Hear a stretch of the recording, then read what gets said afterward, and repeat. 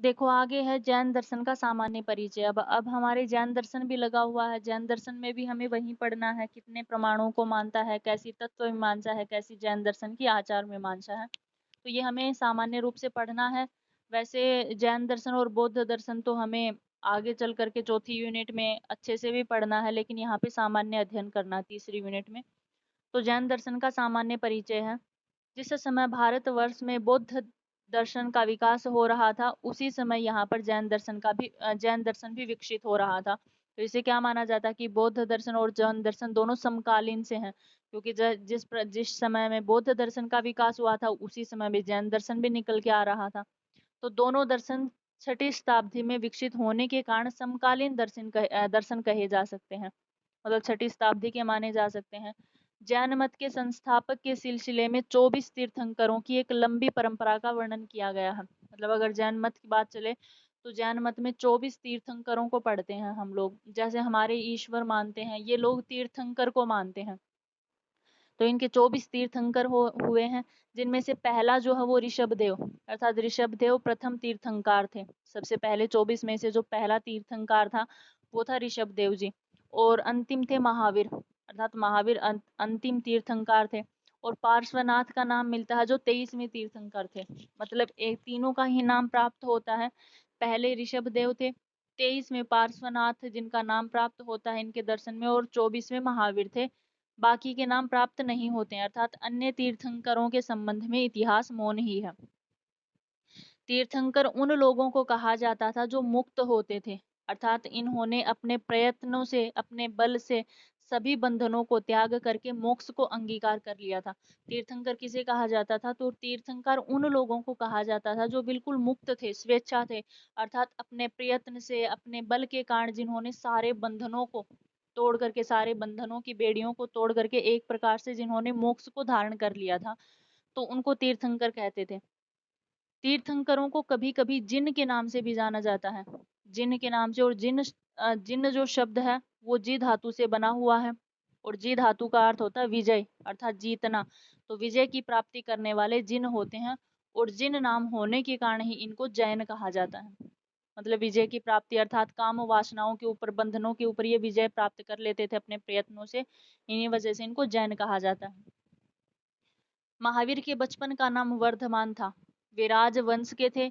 घर को त्याग करके सत्य का ज्ञान प्राप्त किया था, और इनकी मृत्यु 70 वर्ष की आयु में हुई थी। तो महावीर जैन सबसे प्रसिद्ध तीर्थंकर हैं। जैन दर्शन के प्रवर्तक भी महावीर जैन को ही माना जाता है। तो ये एक राजवंश से थे, इनका बचपन का नाम वर्धमान था। जैन दर्शन वेद विरोधी दर्शन है, मतलब वेद को नहीं मानने वाला है, इसलिए यह नास्तिकवादी दर्शन है। और ये दर्शन ईश्वर में भी विश्वास नहीं रखता है। ऐसा नेट 2019 में आया हुआ है, जिनमें नीचे दे रखे थे सांख्य कारिका दे रखा था, तर्क भाषा दे रखा था, और एक ऑप्शन में अर्थ संग्रह दे रखा था, और एक ऑप्शन में जैन दे रखा था। तो वहीं पूछ रखा था कि ईश्वर को मानने वाला कौन सा दर्शन नहीं है, अर्थात अनीश्वरवादी दर्शन कौन सा है। तो जो नीचे दिए गए प्रकरण ग्रंथ थे वो तो हमारे दर्शनों से ही थे, आस्तिक दर्शनों थे। तो आस्तिक दर्शन है वो तो मानने वाले हैं ही। तो ये एकमात्र जैन दर्शन है जो ईश्वर को नहीं मानने वाला, इसलिए यही नास्तिक हो जाएगा और यही अनीश्वरवादी हो जाएगा, अर्थात ये अनीश्वरवादी है। ये दर्शन अहिंसा पर जोर देता है। जैन आत्मा की सत्ता पर विश्वास रखता है। देखो चारवाक नास्तिक है, लेकिन चारवाक आत्मा को भी नहीं मानने वाला है। लेकिन वैसे ही जैन भी नास्तिक है, लेकिन ये आत्मा की सत्ता को स्वीकार करता है। जैन के मत के अनुसार आत्मा असंख्य है, जिनका निवास विश्व की भिन्न भिन्न वस्तुओं में होता है। जैन दर्शन जड़ की सत्ता को सत्य मानता है। जैन दर्शन का साहित्य अत्यंत विशाल है। आरंभ में जैनों का दार्शनिक साहित्य प्राकृत भाषा में हुआ करता था, लेकिन आगे चल करके इन्होंने संस्कृत को अपनाया। पहले इन जैनियों की जो भाषा होती थी वो प्राकृत थी, पाली के साथ साथ, क्योंकि बौद्ध का और इन दोनों का समकालीन विकसित हुए हैं। तो जैसे बौद्धों की भाषा पाली थी और जैनियों की भाषा प्राकृत थी, लेकिन आगे चल करके इन्होंने प्राकृत को छोड़ करके संस्कृत को अपना लिया था। तो जैन दर्शन पर संस्कृत में लिखित जो ग्रंथ मिलता है वो है तत्वार्थ अधिगम सूत्र। अत्यंत ही महत्वपूर्ण या प्रसिद्ध ग्रंथ है। जिसका आदर श्वेतांबर व दिगंबर दोनों संप्रदाय करते हैं। इस ग्रंथ पर अनेकों टीकाएं भी लिखी गई हैं। मतलब इन्होंने जैसे ही संस्कृत को अपनाया तो जैन दर्शन का एक प्रसिद्ध ग्रंथ लिखा गया, तत्वार्थ अधिगम सूत्र। जो भी इनकी डेफिनेशंस मिलती हैं कि जैन किसे कहते हैं, या फिर किसी भी प्रकार की, हर दर्शन के अपने अपने डेफिनेशंस होते हैं। तो जो भी डेफिनेशन होती हैं संस्कृत में इन्हीं से ली गई है, तत्वार्थ अधिगम सूत्र से ही ली गई है। तो इनका संस्कृत का सबसे प्रसिद्ध ग्रंथ था, जिनका दोनों ही संप्रदाय वो करते हैं, दिगंबर और श्वेतांबर दोनों संप्रदाय इनका अच्छा आदर करते हैं, और इनके ऊपर अनेक टीकाएं भी लिखी गई हैं। जैन मत का प्रमाण शास्त्र। अब जैन कितने प्रमाणों को मानता है? तो जैन दर्शन में ज्ञान के दो भेद किए जाते हैं, एक परोक्ष ज्ञान है और एक अपरोक्ष ज्ञान है और एक है परोक्ष ज्ञान। अपरोक्ष ज्ञान के अंतर्गत अवधि, मन पर्याय और केवल ज्ञान, ये तीन प्रकार के ज्ञान आते हैं। और परोक्ष ज्ञान के अंतर्गत मति और श्रुति, ये दो प्रकार के ज्ञान आते हैं। तो इस प्रकार से कई बार आपसे प्रश्न पूछा गया है, मति, श्रुति, अवधि, मन पर्याय और केवल ज्ञान, इन 5 प्रकार के ज्ञानों का वर्णन कौन से दर्शन में मिलता है? तो आपको ऑप्शन मिल जाएगा, तो जैन दर्शन मिल जाएगा या आर्हत दर्शन, क्योंकि जैन दर्शन को ही आर्हत दर्शन कहा जाता है। इसलिए आपको बताना है कि मति, श्रुति, अवधि, मन पर्याय और केवल ज्ञान, इन पांचों ज्ञानों का जो वर्णन हुआ है वो हम जैन दर्शन में या आर्हत दर्शन में पढ़ते हैं। ठीक है, आगे है, इस सिलसिले में जैनों ने दो प्रकार के प्रमाण स्वीकार किए हैं। जैसे चारवाक एक प्रमाण को मानता है, कोई दर्शन दो प्रमाण को मानता है, कोई तीन को मानता है, तो वैसे ही जैन दर्शन मात्र दो प्रमाण को मानते हैं, एक प्रत्यक्ष प्रमाण को मानता है और एक अनुमान प्रमाण को मानता है। आगे हम जैन दर्शन को अनेकांतवाद कहते हैं। तो अनेकांतवाद क्यों कहा जाता है? तो कह रहे हैं अनेकांतवाद जैन दर्शन के तत्व शास्त्र से जुड़ा हुआ है, मतलब इसकी तत्व मीमांसा से जुड़ा हुआ है। जैन दर्शन अपने को अनेकांतवाद का समर्थक चित्रित करता है, जबकि अन्य दर्शनों को एकांतवाद का समर्थक घोषित करते हैं। जैन तत्वशास्त्र वास्तववादी, सापेक्षवादी या अनेकवादी के नाम से भी प्रसिद्ध है। मतलब इनको अनेकांतवाद, तत्वशास्त्रवादी, वस्तुत्ववादी, सापेक्षवादी, अनेकवादी, इस प्रकार से जैन दर्शन को जाना जाता है। इसे अनेकांतवादी की संज्ञा से भी अभिहित किया जाता है।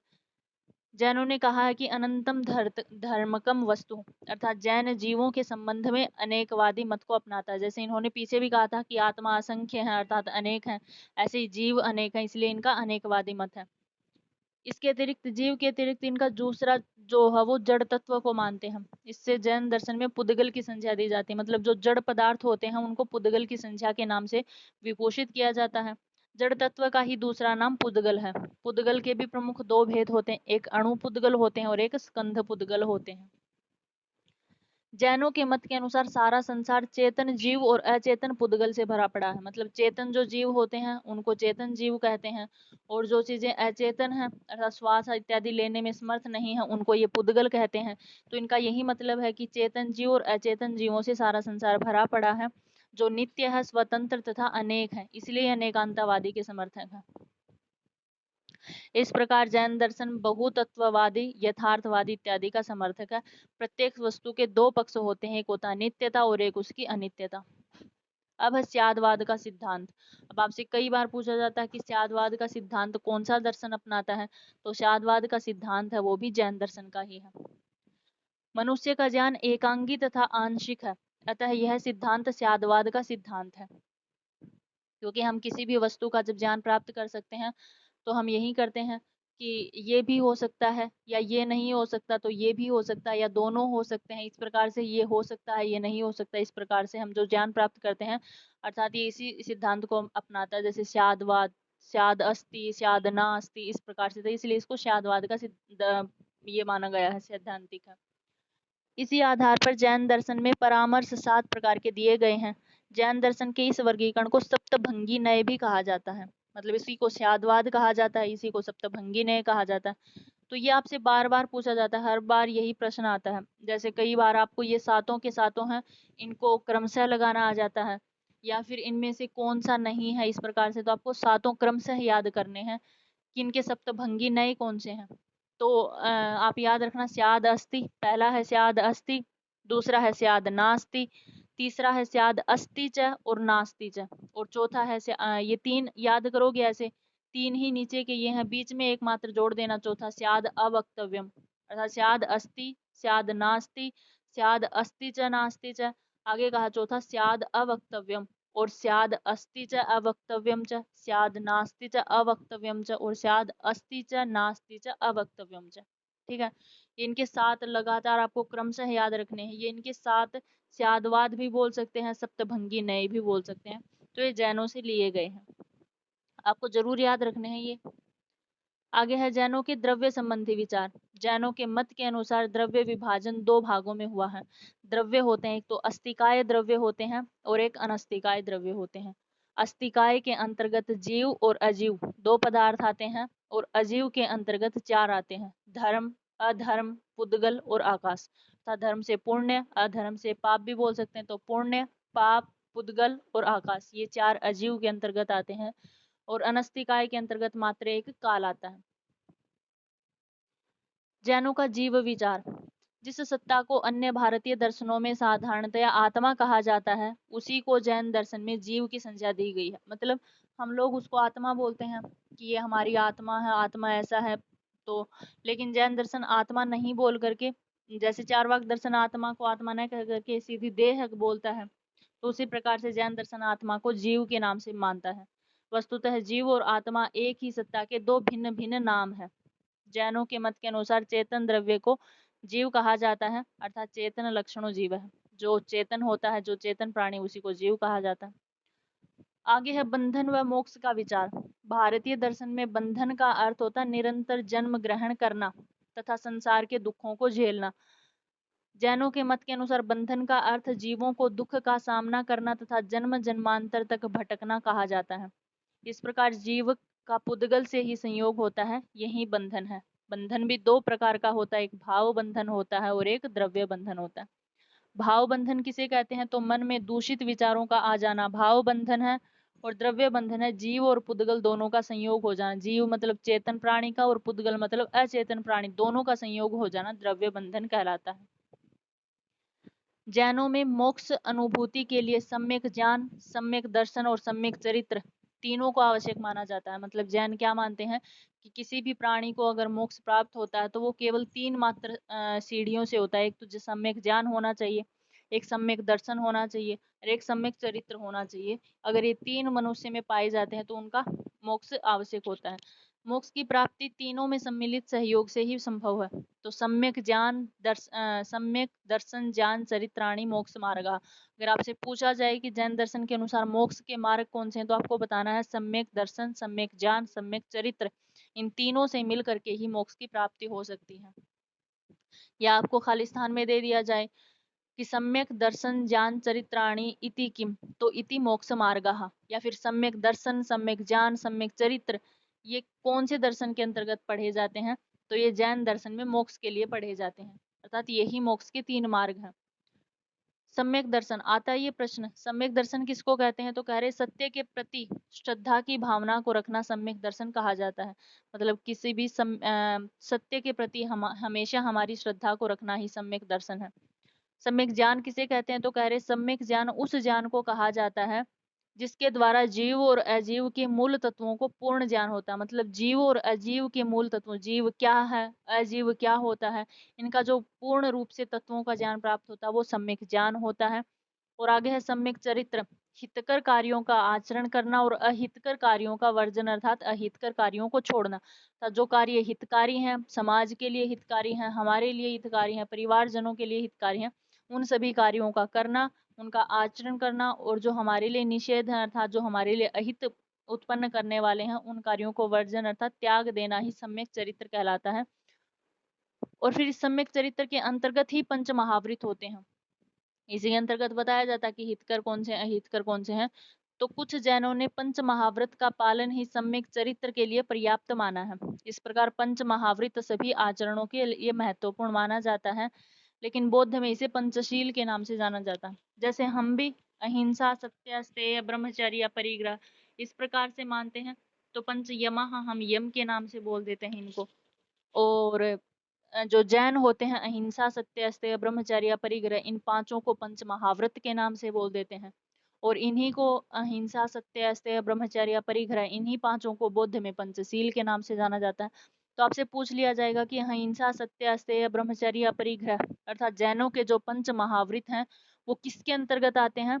तो वो सम्यक चरित्र के अंतर्गत आते हैं, क्योंकि कुछ लोग ऐसे हैं जो ऐसा मानते हैं कि केवल मात्र अगर इन पांचों का हम अच्छी प्रकार से आचरण करते हैं, अच्छी प्रकार से इन्हीं पांचों का अगर हम अच्छी प्रकार से पालन करते हैं तो हमें मोक्ष की प्राप्ति हो जाती है। अब है जैन दर्शन के 7 तत्व। अगर देखा जाए तो जैन दर्शन में तत्वों को लेकर के अच्छा खासा विवाद है। कोई मानता है कि जैन दर्शन में केवल मात्र 2 ही तत्व हैं, एक जीव है और दूसरा अजीव है, ऐसा 2 मानते हैं। कुछ लोग ऐसे हैं जो केवल मात्र 5 को मानते हैं, अर्थात जीव, अजीव, आश्रव, बंधन और संवर। इस प्रकार से 5 तत्वों को मानने वाले हैं। और कुछ ऐसे हैं, कुछ ऐसा मत है कि 7 तत्वों को मानते हैं, और कुछ का ऐसा मत है कि कोई 9 तत्वों को मानता है। तो तत्वों को लेकर के इसमें काफी विवाद है, कोई 2 मानता है, कोई 5 मानता है, कोई 7 मानता है, कोई 9 मानता है। लेकिन अगर सटीक ढंग से माना जाता है तो 7 तत्वों को माना जाता है। एक बार प्रश्न आया था, यही नेट के 2019 में ही आया था कि जैन दर्शन के जो 7 तत्व हैं उनको आप क्रमशः लगाइए। तो आपको सातों के सातों याद करने, और कैसे याद करने? क्रमशः याद करने हैं। जैनों के मत के अनुसार तत्वों की जो मीमांसा है वो उनकी संख्या 7 मानी जाती है। पहला है जीव, दूसरा अजीव, तीसरा आश्रव, चौथा है बंध, पांचवा है संवर, छठा है निर्जरा और सातवां है मोक्ष। जीव, अजीव, आश्रव, बंध, संवर, निर्जरा और मोक्ष, ये जैन दर्शन के 7 तत्व माने जाते हैं, और आपको ये क्रमशः ही याद करने हैं। 7 तत्वों के अतिरिक्त पाप व पुण्य को भी 2 तत्व माना जाता है। अगर हम पाप और पुण्य को जोड़ लेते हैं तो 9 तत्व हो जाएंगे। अतः जैनों के तत्वों की संख्या 9 हो जाती है। लेकिन आपको याद रखना 7, अगर 2 आ जाए तो 2 है, 7 ऑप्शन में हो तो 7 है, 9 ऑप्शन में है तो 9 है, और 5 ऑप्शन में तो 5 है। तो 7 आपको ये याद रखने। आगे है जैनों का अनीश्वरवादी मत। जैन दर्शन ईश्वर का खंडन करता है। ईश्वर का ज्ञान प्रत्यक्ष के द्वारा असंभव है, अर्थात ऐसा मानता है कि ईश्वर का हमें प्रत्यक्ष नहीं होता है, इसलिए ईश्वर का खंडन करता है। यद्यपि सैद्धांतिक रूप से जैन दर्शन में ईश्वर का खंडन हुआ है। जैन दर्शन के ईश्वर के स्थान पर 3 तीर्थंकरों को माना जाता है। जैसे हम ईश्वर को मानते हैं, हम ऐसा मानते हैं जिन्होंने वेदों की रचना की है, अर्थात जिस ईश्वर से हमें वेद प्राप्त हुए, जिन्होंने सृष्टि की उत्पत्ति की है, उस ओम को हम ईश्वर मानते हैं। लेकिन ये ऐसा नहीं है, ये ईश्वर के सैद्धांतिक रूप से ईश्वर का खंडन करते हैं। लेकिन इनके जो 24 तीर्थंकर हैं, अर्थात जिन्होंने तीर्थंकरों की उपाधि को प्राप्त कर लिया है, या जिन्होंने अपने मतलब कि सभी बंधनों से छूट करके मोक्ष को प्राप्त कर लिया है, उन तीर्थंकरों को ये ईश्वर के रूप में पूजते हैं। माना जाता है ये मुक्त होते हैं, इनमें अनंत ज्ञान होता है, अर्थात ये जो तीर्थंकर होते हैं इनमें अनंत ज्ञान होता है, अनंत दर्शन होता है, अनंत सुख निवास करते हैं। जैन धर्म में पंच परमेष्ठी को भी माना जाता है, मतलब ईश्वर के अंदर 5 प्रकार के गुण पाए जाते हैं, इसलिए इसको पंच परमेष्ठी कहा जाता है। जैसे अरहत पाया जाता, सिद्ध, आचार्य, उपाध्याय, साधु और जैन, ये इनको है ना, पांचों को, मतलब जो अरहत हैं, जो सिद्ध महात्मा पुरुष हैं, जो आचार्य हैं, जो उपाध्याय हैं और जो साधु पुरुष हैं, उनको भी ईश्वर का दर्जा देते हैं, जिनको पंच परमेष्ठी कहा जाता है। तीर्थंकर ही जैन धर्म के ईश्वर है, मतलब जो तीर्थंकर होते हैं वही जैन धर्म के ईश्वर हैं। लेकिन ये ईश्वर को नहीं मानते हैं, बाकी जिन्होंने वेदों की रचना, तो वेदों को तो ये मानते ही नहीं है, इसलिए नास्तिक है। ईश्वर को नहीं मानते हैं, इसलिए ये अनिश्वरवादी हैं। तो इस प्रकार से प्रत्यक्ष प्रमाण की अगर बात देखी जाए तो ये 2 प्रमाणों को मानते हैं, प्रत्यक्ष को और अनुमान प्रमाण को मानते हैं। तो इस प्रकार से ये है आपका जैन दर्शन। इसके अलावा बाद में तो बौद्ध दर्शन शुरू हो जाता है। इतना था आपका जैन दर्शन। आई थिंक आपको समझ में आया हो।